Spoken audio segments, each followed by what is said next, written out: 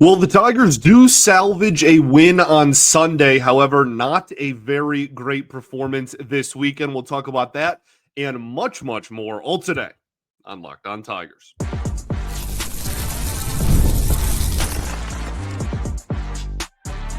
You are Locked On Tigers, your daily Detroit Tigers podcast. Part of the Locked On Podcast Network, your team every day.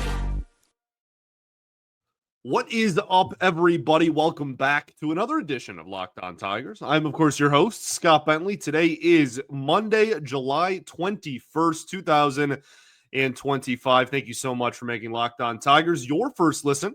Every single day, we are free and available wherever you get your podcasts, including YouTube, part of the Locked On Podcast Network, your team every day. Today's episode is brought to you by FanDuel. New customers can get $150 in bonus bets right now when your first $5 bet wins. Hope everyone had a fantastic and safe weekend. Unfortunately, we are talking about a series loss this fine Monday. The Tigers drop this three-game set to the Texas Rangers in Arlington. They lose 2-0 on Friday, 2-0 on Friday, 4-1 on Saturday, and 2-1 they win on Sunday to avoid the sweep. Shout out Tarik Skuba. We'll talk about him later. That's obviously a huge reason when your offense looked as putrid as the Tigers did this weekend.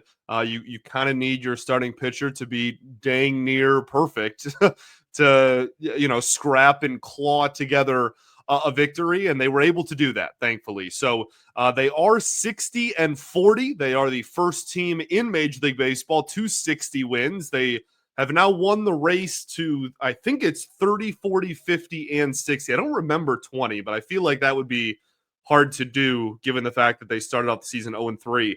But they definitely are the first to 30, 40, 50, and now 60 wins, so still the best record in baseball. Texas improves to 50-50. They have recovered very nicely and are hot at the right time.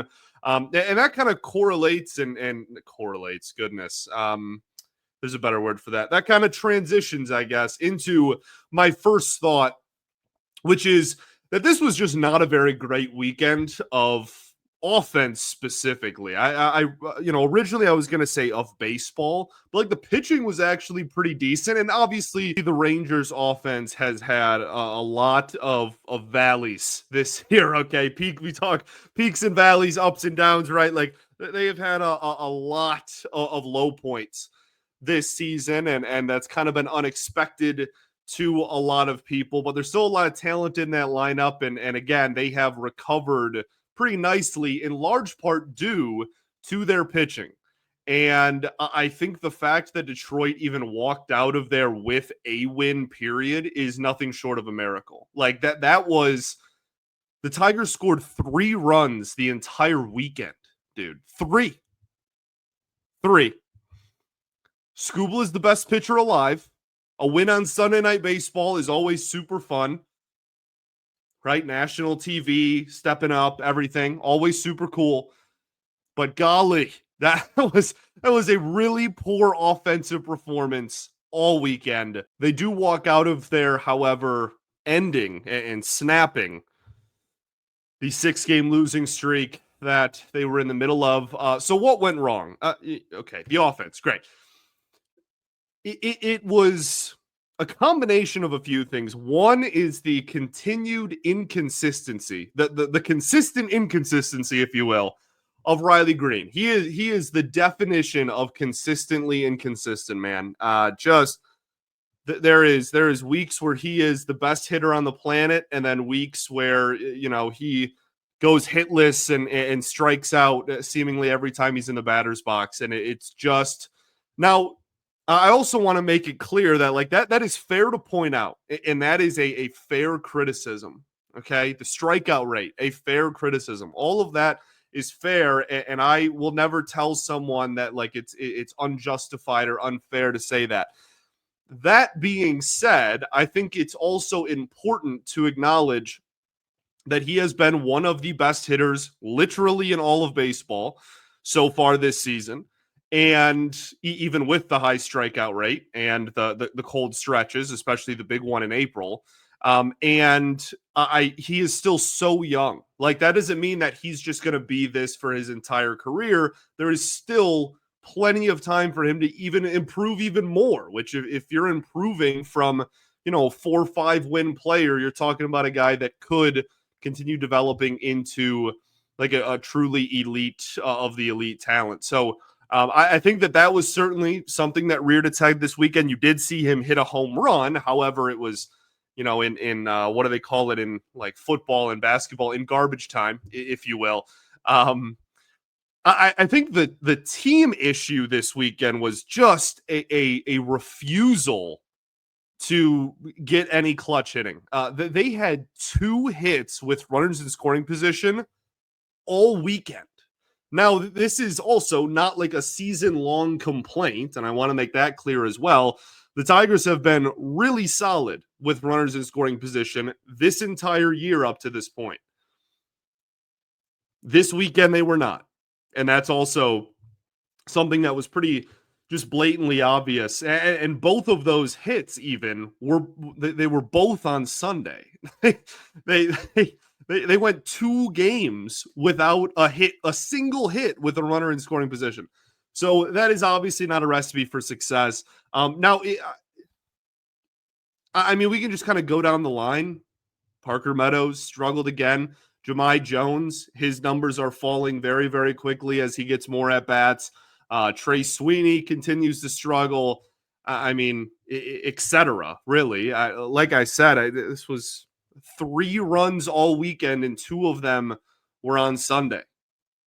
2 runs in a game is not like an awesome, inspiring offensive performance. And that was like the big performance of the weekend for the Bats. One of the things that really frustrated me that happened this weekend, and I do not criticize AJ Hinch decisions very often. I think he's the best manager in baseball. At worst, he's one of the best managers in baseball. I think he's the right man for the job, et cetera, et cetera. But the decision to pinch hit Jake Rogers for Colt Keith, you will never. There is very few numbers that you could show me to make me agree with that decision. And that doesn't mean that like single-handedly lost them the game or anything like that. They couldn't hit water if they fell out of a boat this weekend. But this is a bigger picture conversation, is what I'm realizing right now while I'm in the middle of it.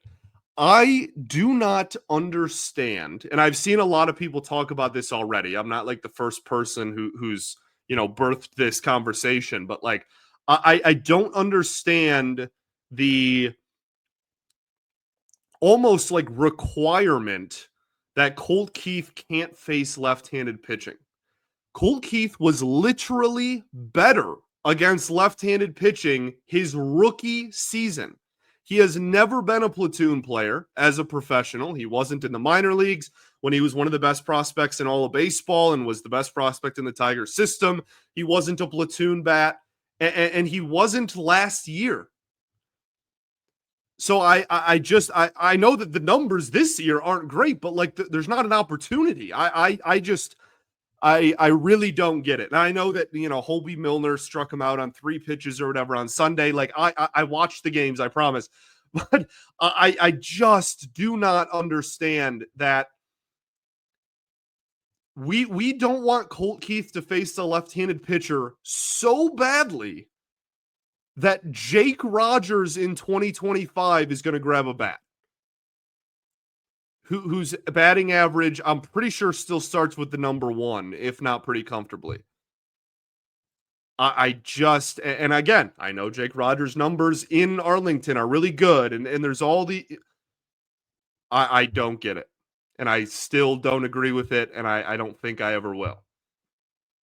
So that was frustrating. Again, not to say that decision completely determined the outcome of the series or of that game even. This was a team-wide, they all held hands and hummed a song in unison, sucked offensively. Okay, Let's talk about a little bit of pitching, and we'll talk about what went right. We also might have a record for topics in stuff. There is so much that happened this weekend. We will get to all of that right after this.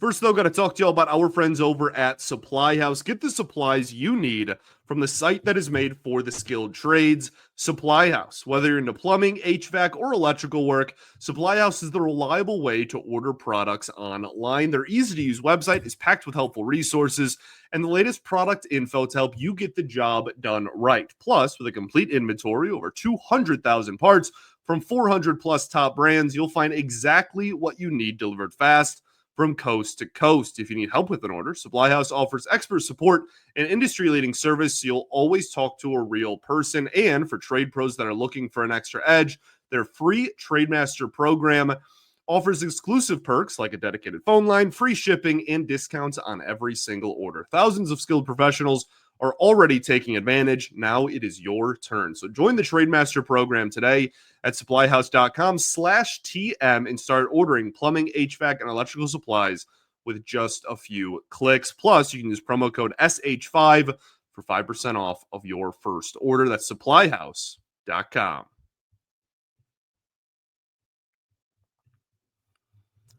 All right, everybody, welcome back here. Segment 2, Locked On Tigers. Appreciate you all for tuning in. As always, making us your first listen every single day. Shout out to the everydayers that do tune in every day. And we will, of course, be back tomorrow recapping Game 1 against the Pittsburgh Pirates. We'll preview that series and game at the end of today's episode.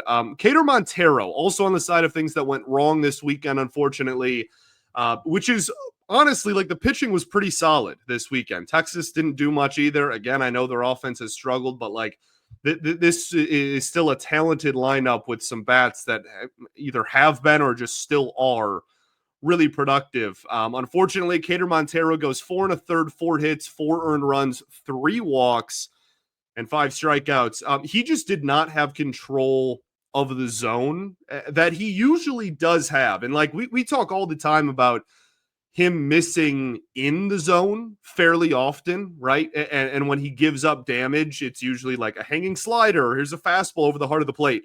There is a big difference between missing in the zone and missing out of the zone. And not very often does he miss way, way out of the zone. Usually he is in and around the strike zone at a minimum. In this outing, that was just simply not the case. Not rocket science, just could not find the strike zone, and that's been rare for him. So I'm not gonna, freak out or think that he's just gonna be a completely different pitcher from now on. But we'll see because if it is a trend that continues, then like he is in trouble. But usually is a guy that is a huge first pitch strike guy. Is pounding the zone. Still, I mean, has his walks. Again, the command is not great, but usually he can at least keep it in somewhere near the plate, and he was just not able to do that in this outing. Tommy Kahnle, not a surprise for anybody that watched this weekend, finds himself on the side of things that went wrong. 1 inning, 2 hits, 2 runs, 1 walk, no strikeouts. His ERA very quickly is now 4.85. It was sub 2 like a week before the All-Star break. That is remarkable. That is an all-time implosion. And honestly, this is going to sound super maybe like oversimplified as well in terms of like what I think has changed or what I think has gone wrong for him. But like the changeup just doesn't look good. And again, I know that sounds super overly simplified, but that is a pitch that he could throw almost 90% of the time, and it didn't matter. And he could still get swing and miss and still get people out whenever he wanted. And now it is batting practice, dude. It is, and it literally looks different. It does not look like the same pitch. I think the stuff is genuinely just not what it was a month ago. And so we'll see if he's able to find it again, because right now, he's a guy that throws over 80% changeups with a changeup that's not very good. That is a recipe for, well, not success, a recipe for failure, if you will. The command isn't helping. He threw a changeup over the heart of the plate that got hit about 600 feet. Like, I'm not saying the command is pinpoint. What I am saying is you can overcome that a little bit if the pitch looked like it did at the end of May. We'll see what he looks like going forward. I think it's still very clear, even with the bullpen doing solid enough this weekend, that this team needs to get bullpen help at the deadline. So like, just to put a bow on what went wrong, this was a frustrating weekend. I think I voiced that pretty clearly. But the pitching was good. The bullpen was good. The offense also, if you are trying to find like silver lining or to be fair to them, which I know nobody really wants to do, that, we all just want to be like mad, but the offense did face maybe the best pitching team in all of baseball. Now, you didn't face DeGrom, you didn't face Eovaldi, right? Like you missed two of the best pitchers in the sport. But bullpen and starters included, the Rangers legitimately have one of the lowest, if not the still, one of the lowest team ERAs and whips, etc., in all of baseball. So we'll see what they look like against Pittsburgh when you get to face Paul Skeens. Great. Awesome. That's exactly what a struggling offense needs. Let's talk what went right. It was not all doom and gloom. The starting pitching, I thought, was really solid this weekend. Reese, outside of Keter Montero, obviously. Reese Olson goes 5 innings, 2 hits, no earned run, 1 walk, 6 strikeouts. His ERA is now 2.71 on the season. The changeup was fantastic. That is the best that the changeup has looked since the injury. I think just in general, that was the best the stuff in general has looked since coming back from the injured list. I was already confident in him. He's got a 2.71 ERA, even with the missed time. I mean, goodness. But I think that a performance like this really kind of reassures people of like, okay, he was a little inefficient and maybe kind of spraying the ball a little bit his first couple of outings back. This is a nice, take a deep breath. Okay, he's still the same player. This is not like some, career-altering injury. Like that looked like a lot of Reese Olson starts we've seen. There's still a little bit of ways to go to get back to the efficiency where he can go 6, maybe even trickle into the 7th inning. But as a whole, I mean, that was a really, really encouraging performance, and I think that he's trending in the right direction. And then obviously Tarik Skuba. 6 2/3, 4 hits, 1 earned run that he was not on the mound for, no walks and 11 strikeouts. His ERA is down to 2.19 on the season. He is the best starting pitcher on the planet. Some people had an issue with the decision to pull him. To me, and maybe I'm just being like a jerk here, okay? But like, to me, that is a super like hindsight is 2020 take. Like, Holton didn't even give up a run. Like, it was on a pass ball. Like, it was on it didn't even go past anybody. Like, he threw a curveball in the dirt. Dingler tried to get in front of it. It bounced off the guard and bounced away. Like, bad bounces happen. Holton still got the guy in the batter's box out. I don't know. Like, that kind of stuff just happens. I don't think that that's like a bad manage. Tarik Skuba could have thrown a curveball in the dirt that got away from Dingler too. Like, that doesn't mean it's like a bad managerial decision. So I have no issue with it. And Tarik Skuba was just incredible. Really cool that, national TV, we always get to kind of showcase him. That's 2 now Sunday Night Baseball games for Tarik Skuba, and he has looked absolutely incredible in both of them. Went on a streak where he had, I think it was 7 strikeouts before the 4th inning or something like that, maybe in the 4th inning. He's incredible. And I think there's a really good argument. We can go more in depth on this as we get closer and closer to the trade deadline, but I think there's a very legitimate argument that, if you're wondering, should the Tigers be aggressively buying at the deadline? I think most fans are just kind of like, yeah, duh. But if you need it any more convincing, I think the motivation should just be you are only guaranteed a year and a half of Tarik Skuba. That doesn't mean that I think he's like definitely going to leave or that, whatever.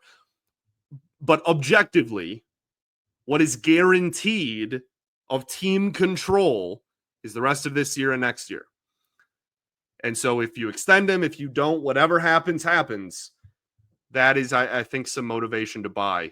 Just you have the best pitcher on the planet for sure for that much. Anything beyond that is not as for sure as it is him being on the roster right now. So we'll see. I thought Torkelson had a decent at-bats this weekend for whatever that's worth. The stats maybe don't jump out the page at you, but a couple of hits, walks in almost every game. I think two of the, maybe even all three games. But I love the floor that he is building with his offense because he is consistently drawing walks throughout the entire season, even when he goes in slumps, with batted ball or maybe goes on a home run drought. Like, he still gets walks, and that raises the floor of a hitter. Like, that's why Juan Soto is so incredible, right? It's because, like, at worst, you're going to get a guy that has the highest walk rate in baseball and get on base all the time. So I appreciated that. Tyler Holton, thought he looked amazing this weekend as well. His ERA is down to 3.6.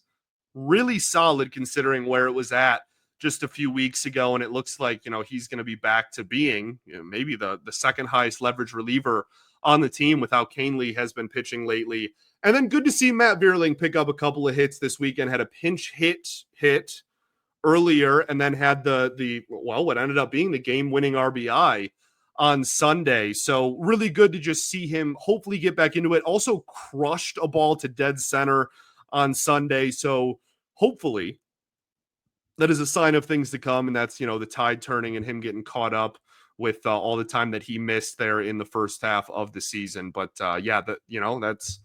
they need offensive depth any way they can get it. And so Matt Vierling hitting like he did last season would go an awfully long way. Let's talk stuff. We have so much stuff to talk about. We'll do that right after this. First, though, going to talk to you about our friends over at FanDuel. Summer sports are in full swing, whether you're all about baseball under the lights, golf on the green, or high-stakes soccer action. FanDuel is the best way to make every game even more exciting. You're already following the action. Why not make it a little bit more thrilling? With FanDuel, you can get in on the game while your friends are getting sunburned at the beach. I've been using FanDuel to track my favorite matchups, and the app keeps it fresh with new daily promotions and fun ways to bet all the time. It's easy to use, it's fast payout, and it makes even regular season games feel like must-watch events. If you're new to FanDuel, new customers can bet just $5 and get $150 in bonus bets if your first bet wins.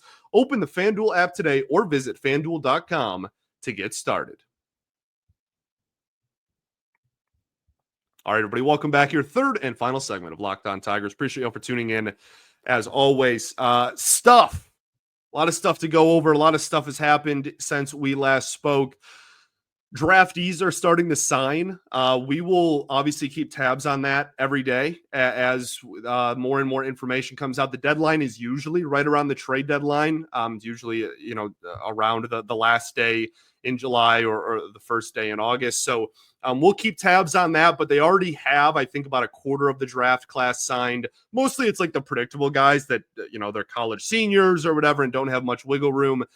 But the top 2 draft picks have already signed for Detroit, and both of them are under slot. And that is a really big deal because when we did our draft breakdown after the draft, obviously last Monday, I talked about how they took some big risks on prep players at the end of the draft. They took guys that were, projected to be drafted in the top 4 or 5 rounds in like the 18th, 19th round. And the reason that they were able to pull that off, or hopefully they're able to pull that off due to being able to go way over slot on those players. And in order to do that, they're going to need to save money at the top. So they save about $500,000, quite a decent amount with Yost in the first round. And then they save a pretty decent chunk with their second round pick as well. Both prep players on top of that are both coming in under slot. It's a big win for the organization. So we'll see if they're able to add and get some really good talent there later in the draft with that excess money they have left over. So that's kind of exciting. David Robertson signed with the Phillies over the weekend. I bring that up on this show because the Tigers were in the running for him. He pitched a bullpen session in Rhode Island, and a bunch of scouts from a bunch of different teams went out there and all said that he looked really, really sharp. And apparently, like before the end of the day, the Phillies had agreed to terms with him, and the Tigers were interested and were present. So looking to get some bullpen help any way they can. They try to go for High Sox David Robertson, as my mother calls him, and they swing and miss, no pun intended. That contract is also crazy. So it's prorated. So he's, people look at that and they're like, oh my goodness, they're giving David Robertson 16 mil. Like, no, they're not. It's prorated for the whatever, 2.5 months he's going to be on the team. So he's getting paid like 6 mil or something like that, which is still, I'm acknowledging a lot for 2.5 months for a guy that was a free agent, is around 40 years old, and hasn't faced professional competition this calendar year. It's basically the same as acquiring a rental player. If I thought that a guy could come in and be a high leverage reliever for me, you know what I mean? That's nothing in the terms of an MLB budget, especially when it's going to go off the books in the offseason. So, like, I don't think the Phillies care. I don't think anybody that would have signed him would have really cared about that. The Tigers do add 2 relievers, both to minor league deals, obviously not of the pedigree of David Robertson, Jeff Hertlieb and Tanner Rainey. Rainey is a decent, has had a decent major league career, has, a couple hundred innings under his belt. I think Evan Petzold wrote an article saying he had around 200 innings pitched in his career. And Rainey has some pretty solid swing and miss numbers in his career, which is, I'm assuming, why the Tigers are interested in him and trying to bring him into the organization to see. Look, I know people like scoff at this because they're minor league deals. We have to get out of the mindset that like you can't do both. I can say that they're good minor league signings while also still fully wanting the Tigers to go out and get, like legit big league relievers at the trade deadline. Both of those things can be true. And I think that hopefully, like these are worth the risk is all I'm trying to say, because there is none. If they suck, then you just forked over like a couple $100,000, which in terms of an MLB budget is, next to nothing. And they're off the books at the end of the season, just like we talked about with Robertson. So we'll see. But like I said, Rainey has showed some really just a 2-pitch guy from what I remember, at least fastball slider. But so we'll see if maybe that's different now. I'm not really sure, but has had some decent whiff numbers in his career. So hopefully they can, again, like you look at the bottom half of this bullpen and the production that they've been getting out of, like Hernandez and whatnot, like just they need help in the pen. So I'm okay taking shots at the dartboard and hoping that one of them sticks. And if they don't, it's no harm to anybody. Eovaldi missed Sunday. That kind of sucked. It was good for the time. Well, wow, a lot of emotions there. I was going to say it kind of sucked because I like watching Nasty Nate pitch. He's one of the best pitchers in baseball, in my opinion. In the same breath, then I was like, oh, well, then the Tigers would have had to face him, though. They wouldn't have scored. And then in the same breath, they really barely scored anyways, even with Latz on the mound. So, like, who really cares? Might as well just throw Eovaldi out there. Whatever. Fact of the matter is, they miss Eovaldi. Back tightness, had just had an injury-riddled career, and hopefully he's able to go in the second half because he's really fun to watch. Troy Melton pitched for the Mud Hens and did pretty well. We've been talking about Troy Melton on this show for a while. I really want him in the Tigers bullpen like yesterday. He can throw upper 90s and get some swing and miss. I want him in the bullpen today, yesterday, tomorrow, Sunday. That's, I don't know why I picked Sunday. You name it. I want him in this bullpen. I don't know. Maybe they're even seeing if they can keep developing him to be a starter for this team. Like, maybe they're not pleased with Montero or Sawyer Gibson-Long. I have no clue, but he pitched again, and I like what I've seen. So see what happens there. Javi Baez also removed from Sunday's game, and it wasn't a like pinch hit opportunity. Like he got removed presumably because of an injury. Haven't seen an update on that. I'm recording this right after the game, so not sure. We'll see what happens. But Trey Sweeney did replace him, so hopefully Javi's okay. Obviously, a great bounce back season for him. And then the debut of the Moon Mammoths down in over in Erie, Pennsylvania this weekend was really, really awesome. They set an attendance record, like pretty comfortably. They had a line going around the stadium and like down the street to get in. They're going to do the Moon Mammoth thing, I think 4 times on the season is what they have it scheduled for, but I don't know, maybe things change. Like maybe there's a pivot coming because it was such an overwhelming success. John Oliver was at the game. He was in the broadcast booth. He was doing, like PA stuff. He was everywhere. This has just been so awesome. Like minor league baseball rocks and should be supported. B, for a minor league team in the Tigers organization to just get all of this publicity. They talked about it on Sunday Night Baseball. It was all over social media, right? Like the Erie Seawolves are not getting national media attention on a nightly basis, but they did this weekend because of the Moon Mammoth. So I thought that was really cool. I also really mess with the color scheme. The black and purple is sick. I really like it a lot. And I think that they have to have a serious conversation about like how often do we want this to be a thing going forward, because it was so wildly popular this weekend. So good job, everybody down in Erie. I'm sure it was a crazy, hectic, busy weekend, but that's once in a lifetime stuff for everybody involved. So pat on the back to everybody that works for the Erie Seawolves organization. The Tigers will face the Pittsburgh Pirates starting today. If you're listening to this on Monday, you have Jack Flaherty against Paul Skeens in game 1. Yikes. Casey Mize against Mitch Keller in game 2, and then TBD against Bailey Felter in game 3. We'll see. I mean, it's TBD. It could just be Reese Olson. It also could be, who knows? Sawyer Gibson-Long returned from the injured list. Could be bullpen. Could be really anybody. Well, I don't know. I'm not even going to throw like random names out there. TBD for now. So we'll see what happens. Pittsburgh, their offense absolutely reeks. Just one of the worst in baseball, if not the worst. But their pitching is not bad. And the Tigers desperately need, to just like get back on track and start winning some ball games again, just to, for the sake of momentum and confidence and whatever.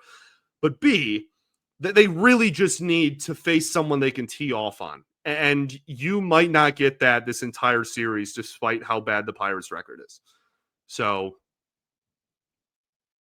there's your inspiring ending. Thanks for making Locked On Tigers your first listen every single day. Shout out to the everydayers that do tune in every day. And we will, of course, be back tomorrow. I appreciate you all greatly for tuning in, even after a rough weekend. Peace and love. Going to therapy's dope.